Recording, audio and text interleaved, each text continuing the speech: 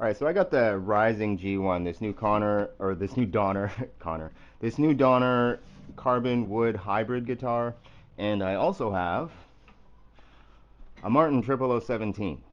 This is what this is ostensibly trying to be because it's essentially like it's the same size, it's wood, it's open port. There's a lot of similarities between these two guitars. This is, I'll get to that in a second, but this to me is more playable. But this actually, in some ways, you could argue sounds as good. And I'll get to that in a second. Now, really quickly, I'll just get over the very vital specs. If you're an actual acoustic guitarist, this is what you're going to care about. This is about 1.62, or this is slightly smaller than a Martin nut. This isn't 1.75.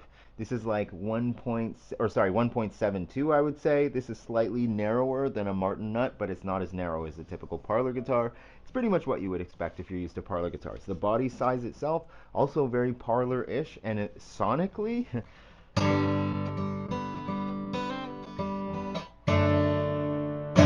it sounds pretty damn good if you can pick that up on the mic. Here, let me get the mic closer to me so I don't have to get out of the way.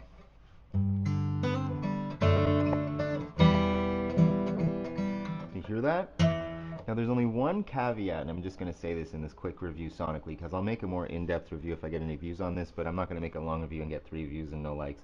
So I'm just going to give this to anybody who's thinking of buying this. It is the real deal. It is very resonant. It vibrates quite a bit. If you're used to solid wood guitars, you've probably had something like this before where um, you've had this feeling before where, like, on a solid wood guitar, when you strum a chord, you feel the actual bout and the whole back of the guitar resonating against you, and you can get more resonance by like not touching it at all, you know. And it's basically like that. It does feel very real. It doesn't really feel like a carbon guitar.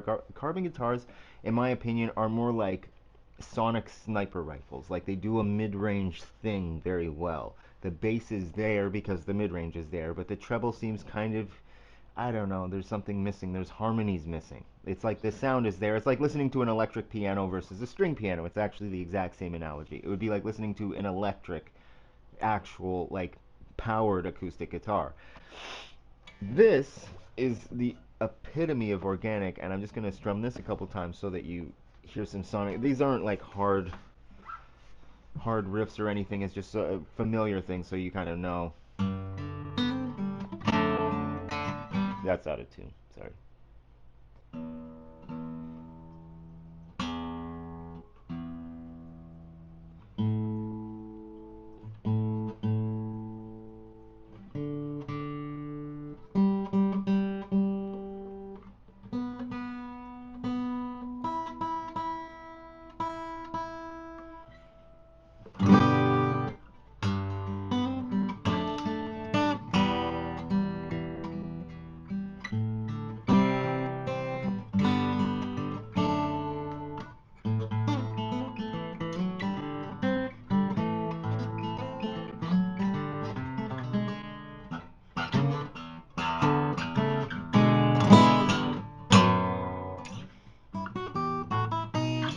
Now, one of the main differences you're going to hear between this and this is the strings are older on this than they are on this. So this sounds like, these sound like brand new phosphor bronze 11s, and those are like 13s or 12s, and they're D'Addario's. And I don't think these are D'Addario's because Donner makes their own strings, so they probably use Donner strings. So you're going to hear a sonic difference. These strings aren't as good, but they're newer. These strings are more harmonious, but they're dulled because they're kind of old, because I play this once a day for 15 minutes. So this guitar is kind of worn in. And it sounds worn in, but you can, I don't know if the mic, like this DJI mic, is going to pick that up. It should, but the thing it should pick up, and the thing I'm trying to get at here is, um, this guitar is, it sounds great. Like, it just sounds amazing. And with different strings, I'm sure it would like project the strings the same way that this projects strings. But the real thing is, this is very like sonically accurate. It doesn't really have a lot of hot spots.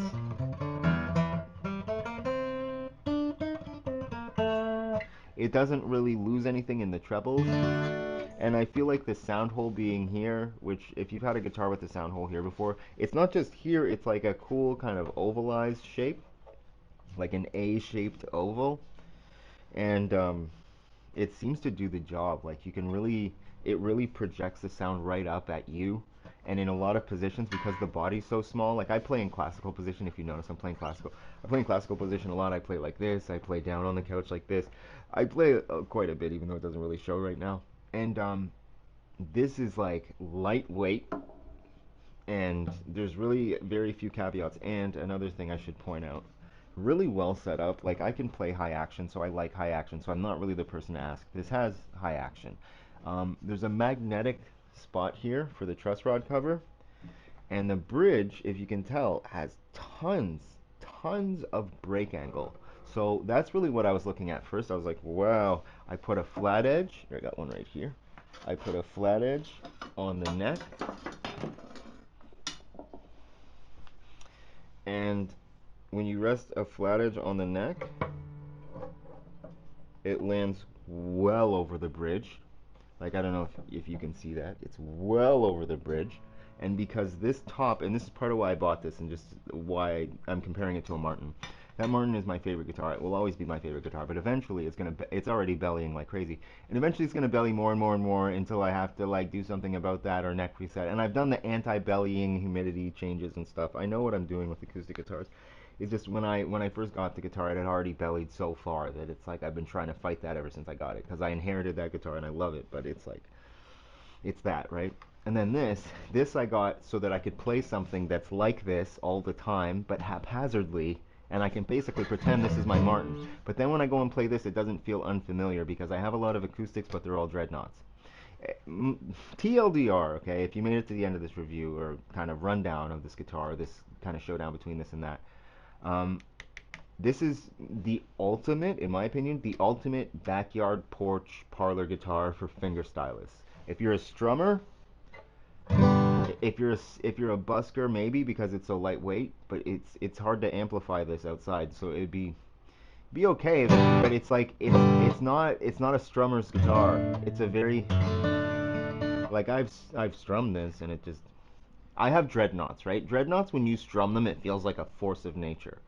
You strum this, it's all right. It sounds good. It sounds harmonious. It has a lot of balance. I don't know if you can hear that. Let me put some reverb on that. This sounds really good amplified. Like when you amplify this with a mic, it sounds amazing. Which is why I said like I don't trust it until I actually do all the stuff I do with all my other guitars. This sounds 8 times better than the Van Gogh I bought for $200 less than this. Like this is twice as expensive as those $150, $200 guitars. It's 5 times as good in my opinion. The frets are rounded. They're they're rounded. Have you ever seen an acoustic guitar with rounded? My Martin doesn't have rounded frets. Like they basically just if you I don't know. It's crazy. If you could play one of these right now, if you played the other Rising whatever, it probably doesn't. It's probably not as good as this. This is amazing, and you do hear the wood. If that's the main reason you want, you do hear the combination of carbon and wood. I have not bought a carbon guitar for that reason. I was gonna buy a Rain Song a long time ago, and I ended up buying a Larrivee, a Martin, and I have an Alvarez, and I have two Martins and Alvarez, and a lot of acoustics now, and they're all amazing. But this competes with those. This competes with my all solid collection, and I'm blown away. I'm not just some guy who owned a couple of Fenders or a couple of Yamahas that were $200, and now this is better than that, so I think it's good. This is almost as good as like I would put this here, okay? Just as a if you understand acoustics or you're familiar with Martin guitars, I would put this with like around the D15, like in terms of actual playability quality.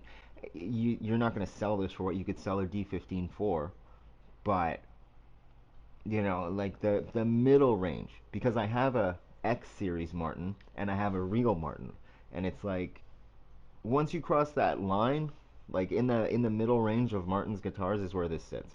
It's better, I'd say, than their X series. Not as good as their actual all solids, but it's more durable than either. And the X series is pretty durable. The X series is actually, I'd say, if you want to make another trade off and spend way more than you'd spend on this, get an X series. You'll have some resale to it, but I'm gonna be honest with you. I'm selling my X series now. I'm selling a lot of my acoustics because I have this and the Martin, and that's all I'm gonna go with from now on. So yeah, this really does sound good though.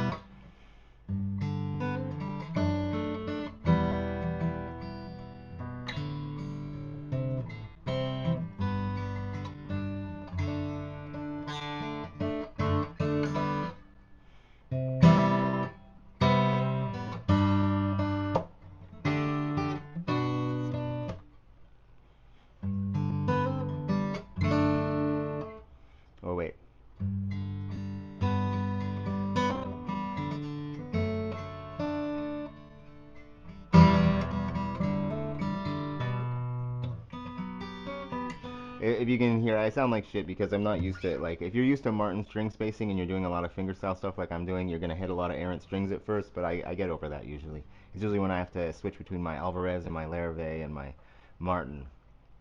My fingers will trip over themselves the first hour or so.